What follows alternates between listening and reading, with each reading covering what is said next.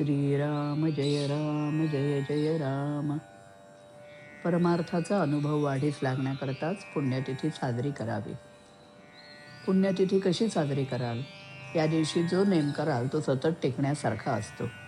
म्हणून आजपासून नामाशिवाय बोलायचं नाही असे आधीच ठरवा. नामात राहण्याचा प्रयत्न करा, म्हणजे इथे आल्यासारखे काही केल्याचे श्रेय तरी मिळेल. इथे जो म्हणून आला त्याच्याजवळ आपण राहावे असं मला वाटतं. पण तुम्हीच दार लावून ठेवले तर मी काय करणार? पाहुणा घरी आला आणि त्याला दार उघडलेच नाही तर तो काय करणार? तसे विषयात राहून दारे बंद करून ठेवू नका. नामाचा उच्चार कंठी ठेवा, म्हणजे विषयाचा घाला होणार नाही. आता कली मातच चालला आहे, त्याचा घाला चुकवणे असेल तर नामावर विश्वास ठेवा. कोणी काहीही सांगितले तरी नाम सोडू नका. जसे पाण्याचा मोठा लोंढा चालू झाला की एखाद्या स्थिर झाडाला दोराने बांधून ठेवले म्हणजे वस्तू वाहून जात नाही, तसे तुम्ही नामाची कास घट्ट धरलीत म्हणजे काळ काहीही करू शकणार नाही.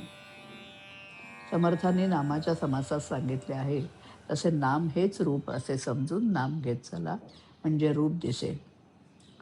माझ्यावर जर खरोखरीच प्रेम करीत असाल तर तुम्ही अगदी शांत राहा आणि मग त्याचा अनुभव पहा. भगवंत हा आपल्या आतमध्ये प्रकट व्हायचा असल्यामुळे नामस्मरणाच्या योगाने तो हळूहळू प्रकट होत जाणे हेच खरे हिताचे आणि कायमचे असते. डोक्यावर हात ठेवून चमत्कार होणे, काहीतरी तेज दिसणे, दृष्टांत होणे इत्यादी गोष्टी तात्पुरत्या असतात. एखादा अशक्त हाडकुळा मनुष्य लठ्ठ होण्यासाठी अंगाला सूज येऊ दे असे म्हणाला तर ते वेड्यासारखे होईल. याच्या उलट त्याने नीट औषध घेतले तर तो लठ्ठ होणार नाही, पण त्याचे शरीर घट्ट होईल. तसेच परमार्थाच्या अनुभवाचे आहे आणि हा अनुभव वाढीला लागावा याकरिताच पुण्यतिथी साजरी करावी.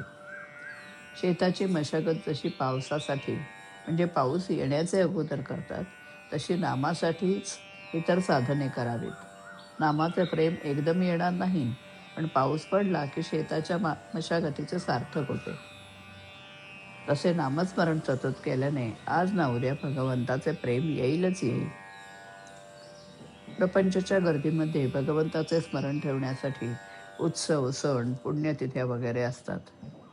खरोखर प्रापंचिकाला कितीतरी पाश असतात. पैसा, लौकिक, मुले, मित्र, आप्त वगैरे सर्व पाशच आहेत. अशा अनेक पाशांमध्येही नाम आवडीने घेणे किती कठीण आहे. त्यामध्ये टिकणारा मनुष्य चांगला भक्कम असला पाहिजे. विषयाची उर्मी हे मायेचे स्मरण होय आणि नामाचे स्मरण हे भगवंताचे स्मरण होय. नामाच्या मागे भगवंताचे अस्तित्व आहे, म्हणून नामात सत्संगतीही आहे. मोबदल्याची अपेक्षा न करता मनापासून नाम घ्यायचे आजच्या दिवसापासून ठरवा. मायेने आपल्यावर विषयास्त्र सोडले की आपण त्यावर भगवंताच्या नामाचे अस्त्र सोडावे, म्हणजे विषय आपोआपच नाहीसा होईल. श्रीराम.